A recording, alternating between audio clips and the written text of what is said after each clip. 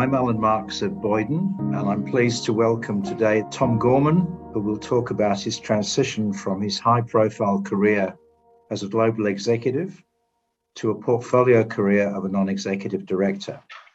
Tom now serves on a number of international company boards listed in either the USA or Australia.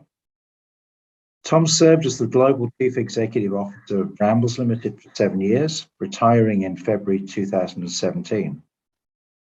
Prior to Brambles, Mr. Gorman held a number of senior executive positions over a 21-year career at Ford Motor Company, culminating in being President and Chief Executive Officer of Ford Australia from 2004 to 2008. He is a director of Sims Metal, a global circular economy recycler, Worley Limited, a global provider of professional project and asset services, Aurora Limited, a packaging solutions specialist, and more recently, Alcoa, the global bauxite and alumina miner. Tom holds a Bachelor of Arts in Economics from Tufts University, an MBA from Harvard Business School, and a Global Master of Arts in International Relations and Affairs from Tufts. Tom lives with his family on the northeast coast of the United States of America. Welcome back, Tom. Alan, thank you very much for having me. It's my privilege to be here. Great to have you back again, and great to see you looking so well. To sort of kick things off, how far out from retirement as an executive to a non-executive did you start to plan your transition? You know, I think I have to say, Alan, I was very fortunate in that, you know, many executives don't get an opportunity to control kind of this chapter of their life, but I was fortunate enough to be able to do that.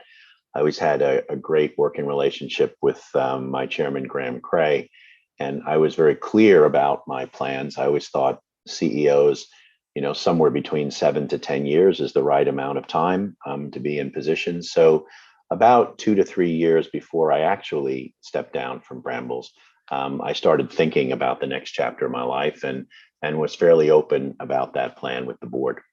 Excellent, thank you. How have you constructed your portfolio, and what was the objective in your thinking? Well, you know, at a very high level, the objectives were more philosophical than specific, to be honest.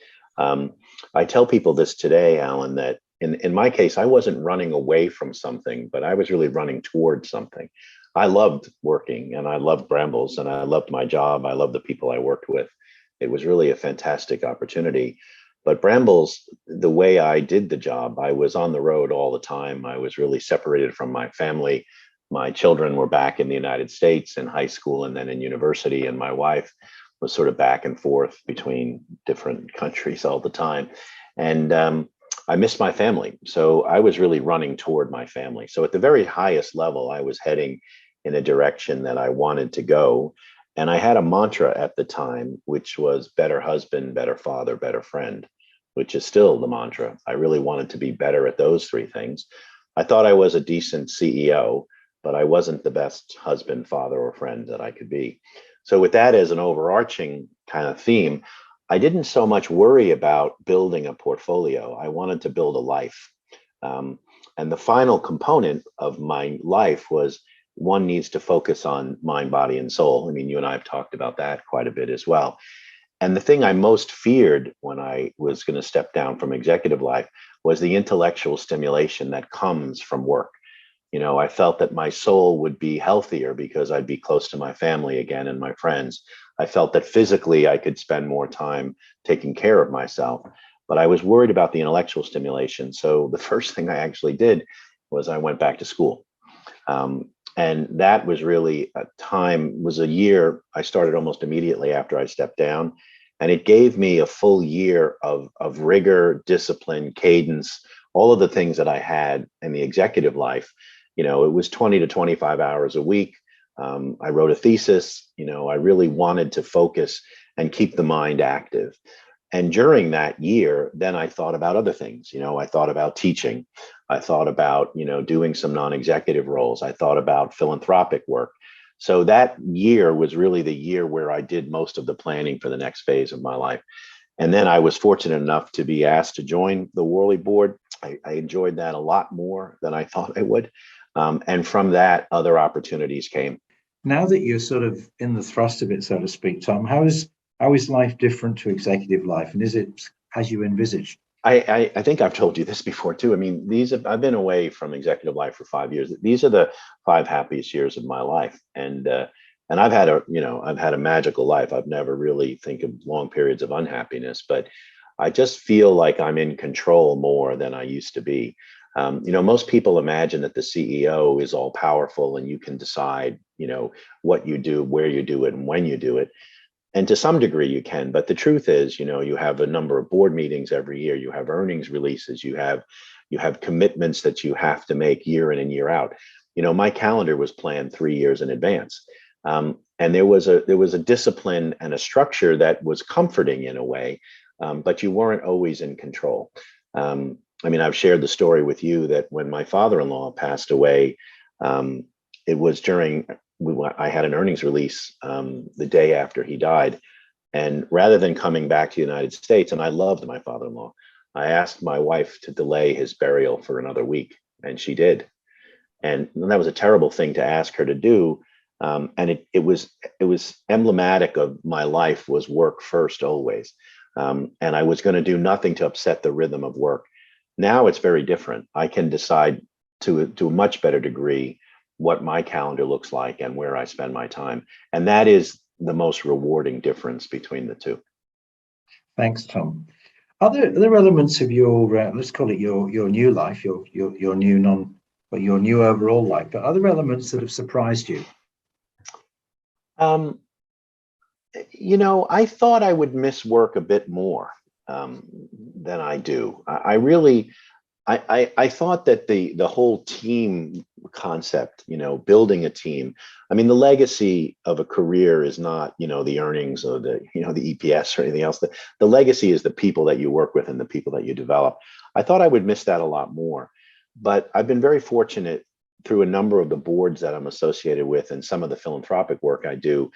I have stayed really engaged with teams. So I'm very close to a number of the CEOs and chairmen that I get the privilege to work with.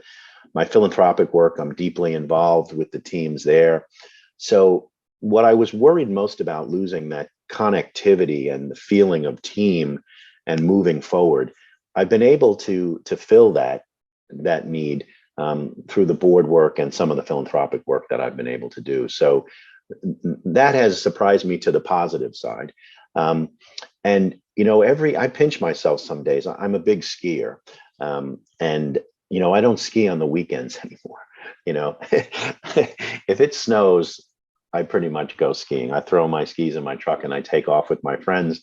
And I'm really surprised how empty places are Monday through Friday. That's kind of a silly answer, but I do love Even my with Monday working, through even Friday. with working at home, Tom, that's still the case, is it? Yeah, no, and because of the pandemic, with the board work in Australia, without an ability to travel, I really went to work in the evenings, 4 p.m. East Coast time, or is sort of the start of your day. And oftentimes I would ski all day and get home and then, sit down for 6 hours on a Zoom call. So I felt like I had the perfect structure for those couple of years. That's great. What last sort of question? What are the tips you would share with others contemplating their future in this way? Look, I would encourage people, and I do encourage people when they ask me now. I think you have to have some semblance of a plan.